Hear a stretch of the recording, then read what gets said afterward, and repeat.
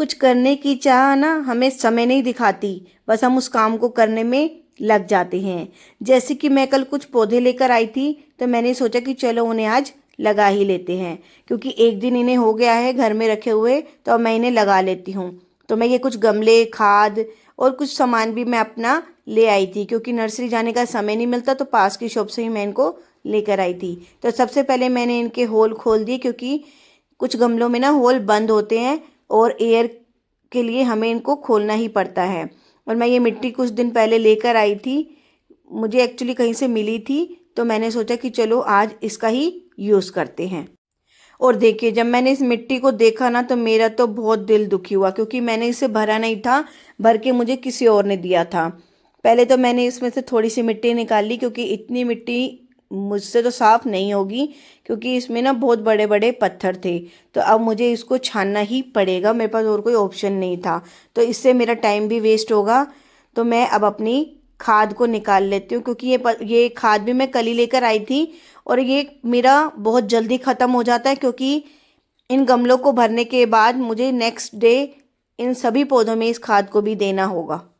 और अगर हम खाद समय पर नहीं देंगे, तो हमारे जो प्लांट्स हैं ना, उनके जो ग्रीन लीव्स हैं वो हमें नज़र ही नहीं आएंगे, उनके बेजान से पत्ते और फूल नज़र आएंगे। तो देख रहे हैं ना कितने मोटे मोटे पत्थर हैं। तो चलिए अब इन्हें हम छानेंगे। तो मैं छानने के लिए ना छन्नी और अपनी ये नीम खली लेकर आई थी, क्योंकि मैं नीम खली का पैकेट लाना भूल गई थी। और शाम के समय ना काम करने में बहुत ही आनंद आता है, क्योंकि ठंडी ठंडी हवा चल रही थी। ये देख रहे हैं ना मुझे किस तरह से इस मिट्टी को छानना पड़ रहा है। तो ये देखिए, मैंने सारी मिट्टी को अब छान लिया है, और अब मैं अपने इन पौधों को लगा लूँगी, क्योंकि गजानिया के पौधे ना मुझे इस बार मिले नहीं थे, और फिर मुझे कलांचू के पौधे दिखे, तो मैंने कहा चलो इन्हें भी ले ही आती हूँ। और देखिए, नीम खली मैंने कितनी ज़्यादा डाल दी है। अब हम इसमें खाद डालेंगे। खाद भी कुछ गीली आई थी इस बार, क्योंकि बारिश आई थी ना, शायद बारिश की वजह से ये गीली है। अब हमें इस मिक्सचर को ना अच्छे से मिक्स करना है।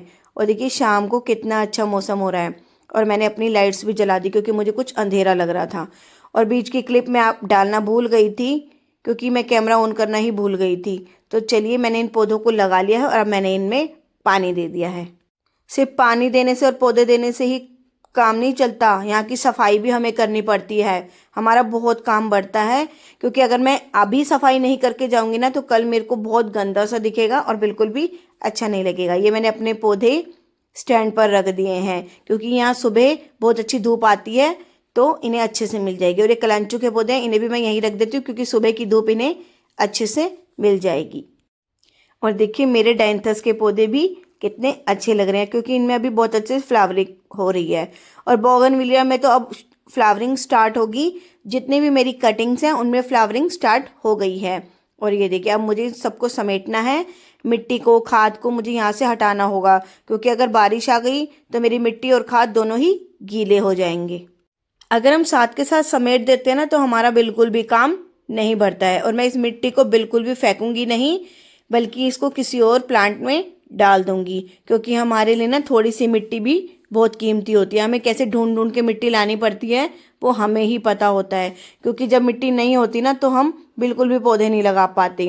और जैसे ही मुझे मिट्टी मिलती है, तो मैं बहुत सारे पौधे लगाती रहती हूँ। और देखिए, कुछ बच्चे ना पीछे गा रहे थे, मैं आपको सुना नहीं सकती, बट बस मैं उन्हें देखने गई थी कि वो क्या कर रहे हैं। बहुत अच्छे से गिटार बजा रहे थे और महादेव का भजन गा रहे थे, तो मुझे सुन के बहुत आनंद हुआ। तो आपसे कल मिलेंगे। Bye bye.